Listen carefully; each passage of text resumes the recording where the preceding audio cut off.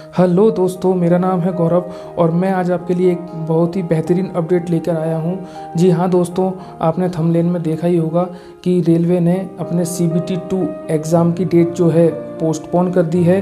तो इसके पोस्टपोन करने का क्या कारण है दोस्तों, आप लोग जानते ही हैं। जो गया में अभी छात्रों द्वारा विरोध प्रदर्शन हुआ था, जिसमें एक रेल को तहस नहस कर दिया गया था।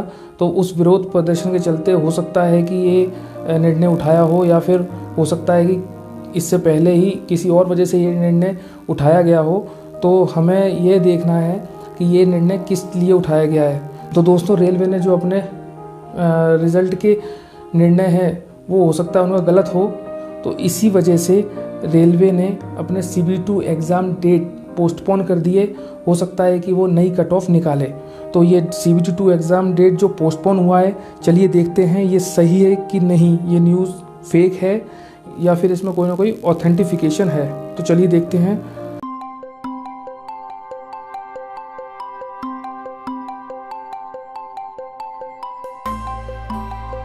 दोस्तों, ये हम आ गए हैं वेबसाइट पर, जो कि है sarkariresult.com। तो दोस्तों, जहाँ पर हम बात करते हैं एडमिट कार्ड, तो एडमिट कार्ड में हम देखते हैं RRB NTPC second stage CBT-2 जो पोस्टपोन हो चुका है। तो चलिए देखते हैं कि इसके पोस्टपोन होने के क्या कारण है।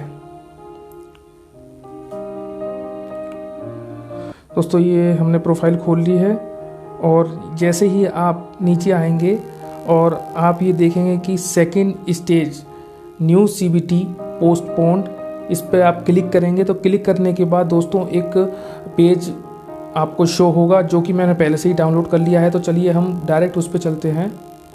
तो जैसे ही आप दोस्तों उस पर क्लिक करेंगे तो आपके पास एक पेज ओपन हो जाएगा और वो पेज पे ये लिखा हुआ government of India ministry of railway requirement board. तो दोस्तों, ongoing requirement by RRB's constitution of high power committee. तो दोस्तों, यहाँ पर ये कहना चाह रहे हैं, a high power committee has been formed to look into the concerns and doubts raised by candidate in regard to result of one stage computer based test CBT-1 of centralized employment notification non technical popular categories यानी कि NTPC issue by railway requirement boards. यानी कि दोस्तों, इसका मतलब ये है कि जो ये रेलवे ने एक कमेटी बनाई है, जो कि 5 सदस्यों की कमेटी है।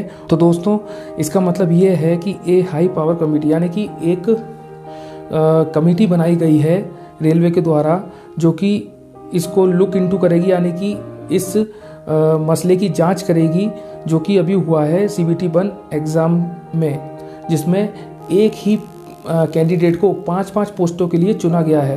तो दोस्तों, इसमें जो कमेटी के सदस्य बनाए गए हैं वो दीपक पीटर, राजीव गांधी, आदित्य कुमार, जगदीश अलगर, मुकेश गुप्ता। तो ये 5 सदस्य कमेटी बनाई गई है और इस कमेटी को यह जिम्मा दिया गया है कि CBT-1 एग्ज़ाम का निरीक्षण करे और उसका सही निर्णय सुनाए। तो दोस्तों, the committee will go into following issues raised by candidate and give recommendation।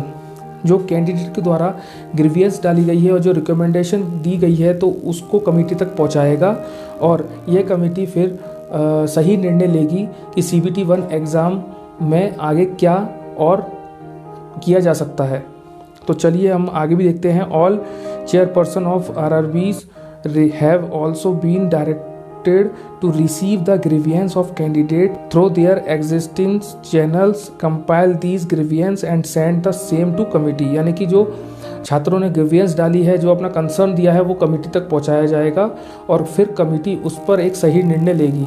तो दोस्तों, जहां तक मुझे लगता है कि इसमें एक सही निर्णय आ सकता है।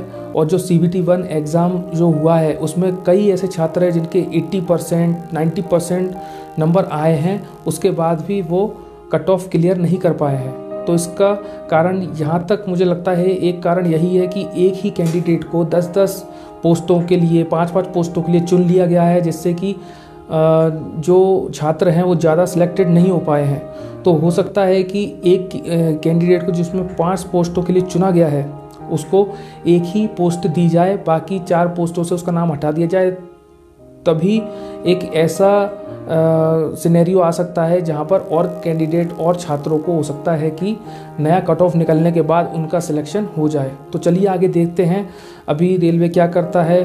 और ये जो CBT सेकंड जो है पोस्टपोन हुआ है, तो इसका यही कारण है कि नहीं, ये तो हमें नहीं पता। लेकिन हाँ, आपको अगर इससे रिलेटेड और भी अपडेट चाहिए और इससे रिलेटेड जैसी भी अपडेट्स आए अगर आपको तुरंत चाहिए तो मेरे चैनल को सब्सक्राइब करें, और हो सके तो जितना शेयर कर सके उतना बढ़िया है।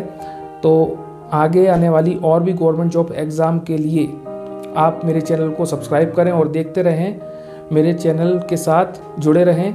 ज्ञान विद गुरु। धन्यवाद।